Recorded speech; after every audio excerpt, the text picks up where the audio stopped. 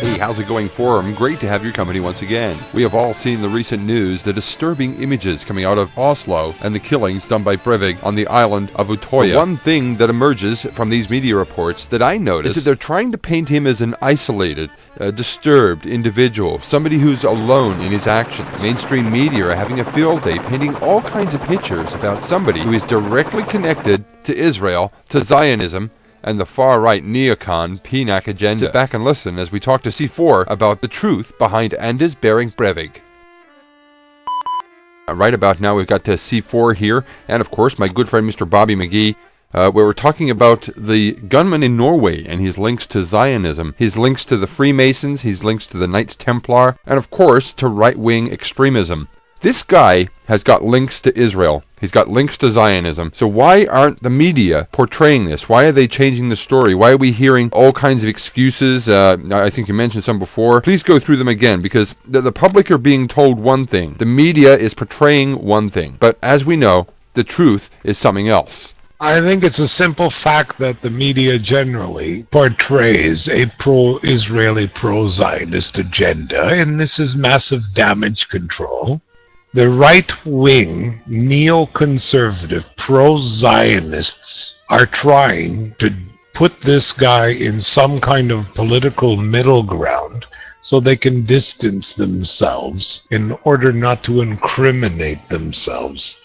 So by detaching this guy in any shape and form, they can demonize him while looking like the victim. Of course, that's something that we've heard repetitively from people that want to play the victim role all the time. I mean, the poor Jews in the Holocaust, and the anti-Semitism, and the Jew-hater, and he was a right-wing, neoconservative, pro-Zionist. That's what he professed to be. That's what his manifesto described himself as. That's the associations he had. And somehow the media is trying to portray this guy as an eccentric to pretty much everything that he stood for. Damage control 101.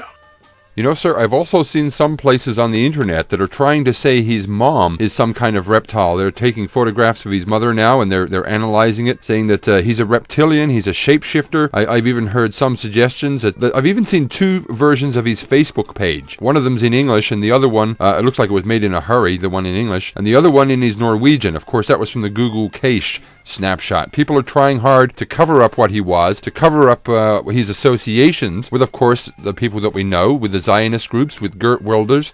His email he sent to Pamela Gella. That's a very curious thing. So do you think the authorities will suddenly start investigating these kinds of people, or maybe even start tracking Geert Wilders as some kind of incitement to terrorism? Because these people have been preaching attacks against Muslims for years now. And now that somebody's actually done it, don't they seem to realize that these people are more of a terrorist threat than the Muslims are? This was never about multiculturalism. This was never about Islam in Europe. This was never about immigration. This was about the right-wing neoconservative pro-Zionist agenda of hating leftists. He didn't attack Muslims. He didn't attack Islam. He didn't attack a mosque. He didn't attack anything but leftist organizations, the government, which is the socialist democracy that exists in power in Norway. He attacked a union-sponsored island filled with Christian children that were supported by the Democratic Party in Norway. It's about the radicalization of the right to go towards the left and approach it like the new Al-Qaeda. The neoconservatives have run out of targets. Saddam is gone, Bin Laden's gone, Al-Qaeda's gone, the Taliban is gone. They've reduced their targeting now to leftists, and it just happens that Islam is part of the left now. They have generalized their targeting. They stopped being Al-Qaeda, and now they're just socialists. Right?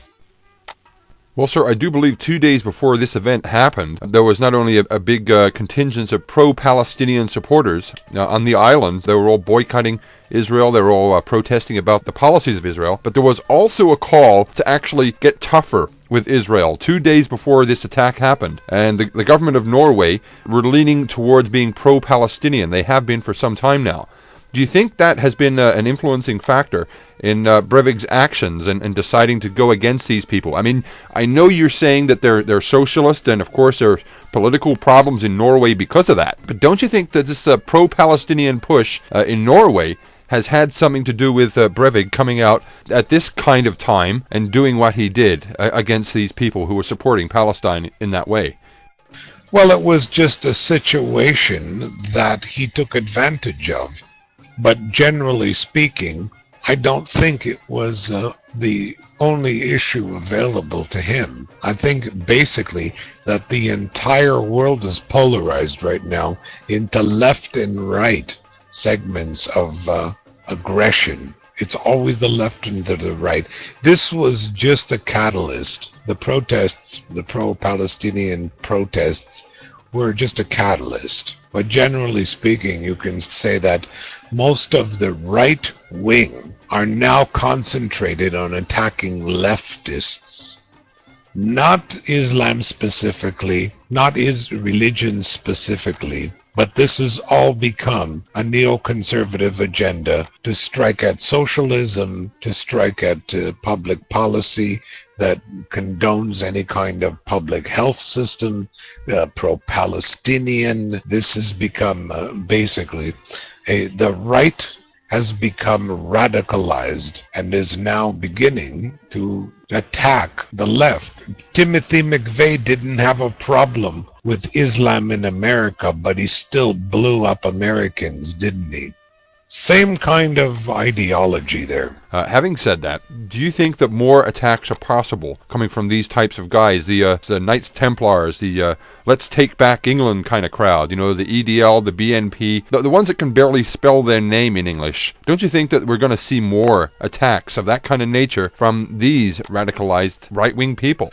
Well, they all follow the neoconservative doctrine, which also includes the Bush doctrine.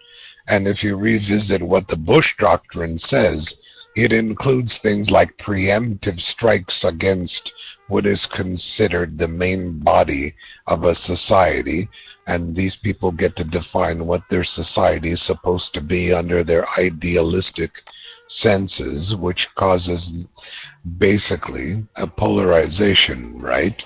But Timothy McVeigh, regardless of what he is reported as a false flag, he acted in the regard of a right-wing, pro-Zionist, neoconservative, and people need to go revisit what neoconservatism really is about. It's not just a modernization of conservative ideology, it's a completely different set of ideals. As far as this guy goes in Norway, well, apparently there was more than one shooter. According to eyewitnesses, the investigation isn't finished, but we'll see what happens there. Well, sir, I'm not sure if you're aware of this, but actually Breivik, or somebody claiming to be from Norway who was stockpiling ammunition, actually sent an email to Pamela Gella. But it's now been exposed that she received an email over a year ago warning that this guy was getting prepared to do some kind of attack, to do some kind of terrorist action. And she never, ever alerted the authorities. Do you think she should be done for incitement or withholding evidence? I think she should be brought up on criminal negligence. Knowing what she knew certainly puts her within the realm of being prosecuted for criminal negligence. So do you think, sir, we're going to see more of these kinds of attacks in the future? Do you think this has empowered these kinds of types of people to go ahead with these kinds of plans? Absolutely. I think the place we're probably going to see increases in neoconservative pro-Zionist attacks is going to be within the United States. I think in the United States is where the hotbed of this kind of ideology lives. Well, Mr. C4, that is, once again, a totally different subject and another totally different interview for another totally different night. But it's not a completely different subject. It's a common thread, a common ideology, and you can say that this person in Norway, you could apply 90% of his manifesto to the entire right-wing, support system in the United States. They didn't think they're Knights Templars, but pretty much the rest of the manifesto could be applied, and accurately.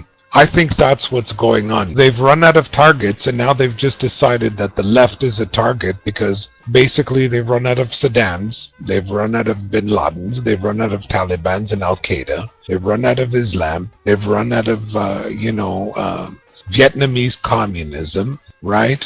They've run out of Cold War excuses, and now they're just going to start shooting American, quote, libbellies, Norwegian libbellies, English libbellies, Australian libbellies, Italian libbellies, Irish libbellies. You see, there's the common thread. The ideology underlying this nutbag from Norway is the same kind of pro-Zionist, pro-neoconservative mentality that is pretty much permeated throughout the West into the conservative parties.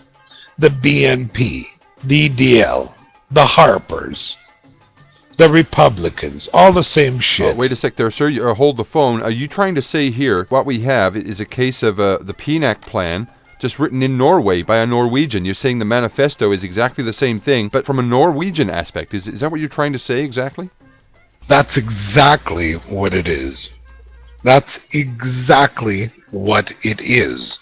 The fundamentals are exactly of what PNAC is. You just have to look at what a neoconservative is and attach it to the Project for the New American Century. And there you've got all the makings of a radical right, a religious right. Bible gun camps. Bible gun camps. What do you think they're teaching people in Bible gun camps? How to shoot. Well, Mr. Bobby McGee, you're sitting back there in the background listening in. Can you tell me what your thoughts are on the state of the world today? The point here is this, and this is what's happening. For 10, 11, 20 years, the right wing, since the collapse of the USSR, have capitalized on a new enemy, ready to sell Islam. Well, after 9/11, war in Iraq and war in Afghanistan, the public became aware of the Muslims and interacted with them and became aware of their numbers and different ideologies and different personalities and cultures, and recognized that there is no threat there.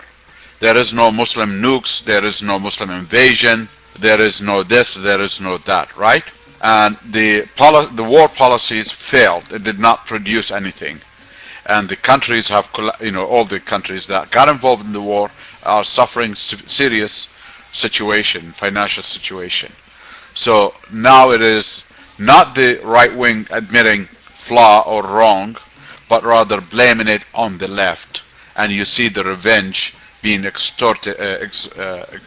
taken out on the left. So from now on, you're going to see quite a bit of these attacks on the left and revenge, because they are traitors. They are in conspiracy with the Muslims. They are this, they are that. Well, it's like this. Timothy McVeigh blew up a bunch of children in the United States, and it had nothing to do with Muslim immigration. That was a terror attack that had nothing to do with immigration issues into the United States. It's the same kind of attack that happened in Norway. I won't let them make the excuse that it had something to do with immigration of Muslims, because they didn't kill Muslims.